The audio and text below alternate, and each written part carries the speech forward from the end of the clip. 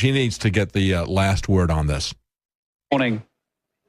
The sun has risen on an independent, united kingdom. And just look at it. Even the weather's improved.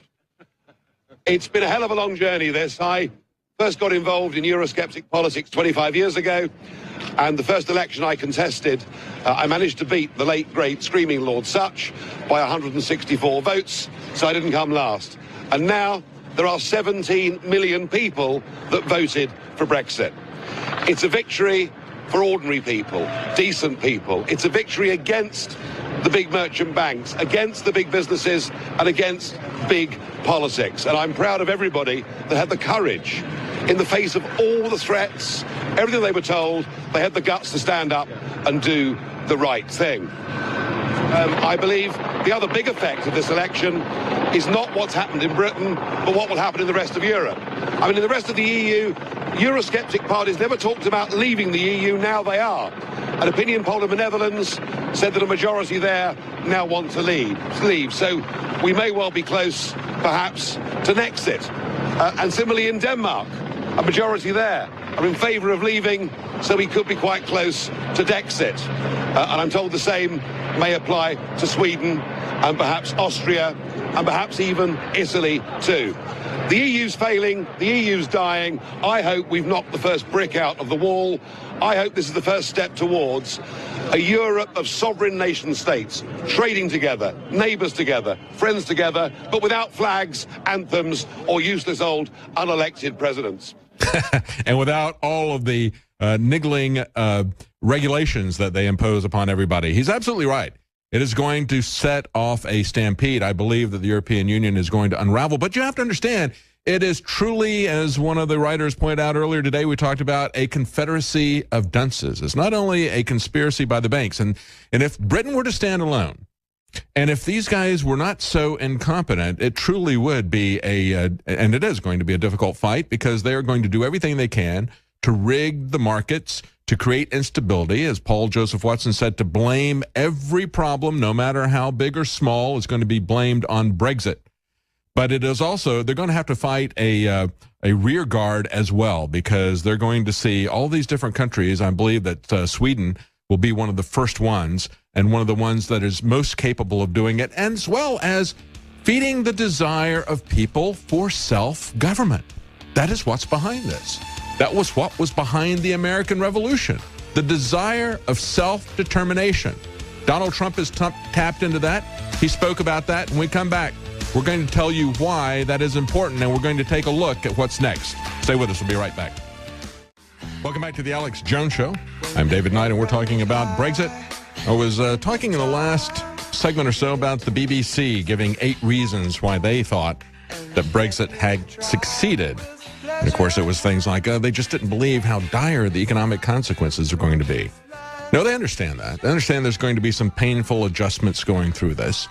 But I think they also understand, there's economists who are pointing this out. I'm not the only one saying this. They had a well-respected economist who supported Brexit saying, as George Soros was talking about how this is going to be a Black Friday for currency markets, for stock markets, he said, hey, this is something that has made the Chinese rich. Yeah, let me give you some financial advice here. Get close to the radio. I'm going to whisper this to you, because this is really key. You need to understand this, okay? If you want to get your country rich, then you don't buy stuff from other people, you sell it to them. And the way you do that is you have a cheap currency that works. It worked for China. It worked so well for China that we talk about currency manipulation and how unfair that is and how that needs to be controlled. That's part of the China price, along with stealing copyrights and things like that, okay? But manipulating their currency to make foreign products expensive so that you develop an internal manufacturing base, so that you buy products from each other within your country, and then making your products that you create in your country cheaper so that other people can buy them. That's how you grow your economy. That's how you build things. Now, let's say the opposite that we're constantly told by these free traders is that the way you become wealthy is you live off of the slave labor of other people. They say, well, you know, the naivete of this, when I watched Gary Johnson in the libertarian debates, a perfect example. If you want to see the naivete of what passes for free trade, which is really nothing but crony capitalism and the path to destruction for your economy, is the way Gary Johnson put this. And of course, I've heard this economic argument, and so have you, I'm sure. Well, hey, if China wants to make free stuff for us with their slaves and just sit back and enjoy all the goodies. Well, what's happened with that giant sucking sound, okay? It sucked down all of our industry. And we're getting to the point where when we just coast and when we live off of the fat of other people, the labor of other people, eventually we get to a point where we don't have any more wealth to spend, okay? Because we don't have an income. And the same thing is coming with the robots. Understand the progression of this free trade thing, this lie that we've been told, this globalist scheme that we've been sold. Understand that the first thing that happens is your manufacturing economy disappears and you wind up with a service economy. We were told, oh, that's great, all those stinky industries and everything, you know, that's great, all those polluters, you know, that they're not going to be in our country, they're going to be in China. And we're going to just have clean service industries where we take in each other's laundry. Yeah, okay, that's fine. Except that the reality of it is that doesn't make much money and it doesn't produce anything. You have to have a manufacturing base because that's where true wealth is produced, is when you're producing things of value. And then the next logical extension of this, which Gary Johnson went on to, he said, oh, and then, you know, Uber, that's the model for everything, the Uber economy, Uber everything, he said. It's like, what an idiot. So you're going to go from a manufacturing economy to a service economy to a gig economy. A gig economy. How does that gig economy work? Well, you know, there's an article from the Drudge Report today, via the Drudge Report from CBS News, and they're talking about what a bad deal Uber is for the employees. They say Uber is coming under increased scrutiny after leaked documents indicate their drivers really don't make much money at all. They say the next thing you know, when you sign up for Uber, there's thousands of drivers. It's taking forever for you to get a ride. In other words, get a customer. So that's why when things started getting bad, I started organizing drivers so we could have a voice, okay? And they say the Uber driver's at the mercy of the rate the company is setting for that ride. Look, understand that this is just a temporary gig, okay? And temporary in every sense of the word. The CEO of Uber has said all along, what makes our rides so expensive is that other dude in the car with you, the driver, and we want to get rid of him as soon as possible and have self-driving cars. And we want private cars to go away. And as I pointed out a couple of weeks ago, there's an article on the Daily Mail's automotive section where they went through and they said, how many miles a year are the British soccer moms driving to ferry their kids around? And what would that cost as a taxi fare if they were to buy taxi drives or Uber drives with that? And I thought, boy, that's a really... They stumbled onto something here. They weren't putting it in the context of what's going to happen when we no longer own private cars. But let me tell you something. You couldn't afford to do that. It's going to radically alter your lifestyle, especially when Uber is not just setting the price that they pay for their drivers from a monopoly position, but when Uber is Uber all transportation, which is their goal, when they have connections to government to operate as a full-on crony capitalist, and they have a monopoly of transportation, then you as a passenger will get the monopoly pricing.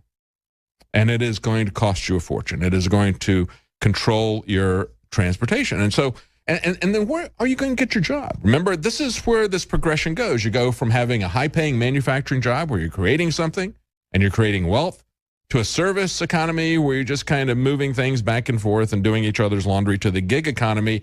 And the next step is no job, no job.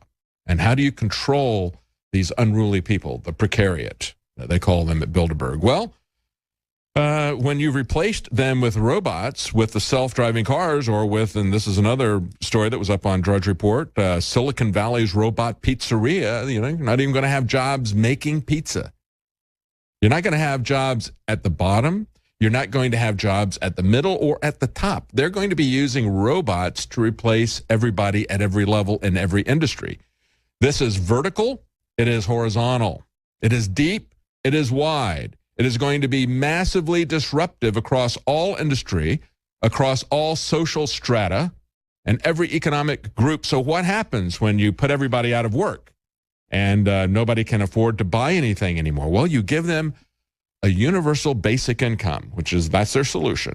Put everybody on welfare. and then do a soft kill. As you're looking at this broadcast, you're seeing the wonderful robot pizza. Maybe the other robots will be able to afford the pizza.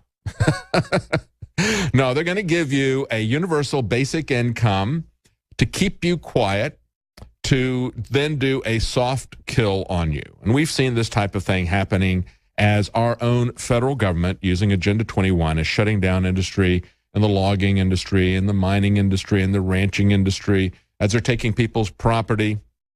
They'll put them on welfare for a while, and then they take that welfare off. This is where this is headed. People are understanding where this is heading now. It's very important. People are understanding this. Let's take a look at these last 4 reasons that the BBC was giving us for why the Brexit won. First, let's review here. They said Brexit economic warnings backfired. In other words, people didn't believe it. They saw it as fear-mongering. They said, well, you know, they actually believed this figure of 350 million pounds. And so they put a lot of time and effort to try to say, well, that number is not real, or it is real, or this. Look, they understand there is a big net flow going out of the country, and they don't have any control as to how big that ultimately is going to be, and it's money going out of the country that's being spent on things they don't like, they have no control over. They say Farage made immigration the defining issue. I said, no, the EU made that the defining issue. Then the next thing that they had here was to say that the public had stopped listening to the prime minister. The authorities, the political authorities, the mainstream media, which was consistently on the show. I was listening to this last night, and one of the things that was so entertaining and joyful and watching what otherwise most people would think, I guess, is kind of dry political junkie. But watching the BBC, giving the returns and everything, and watching all of these commentators on the BBC, you would have thought that Princess Diana had died or something equivalent to that had happened again. They were so long-faced. It was just the end of their world. End of their world. And it is. They understand.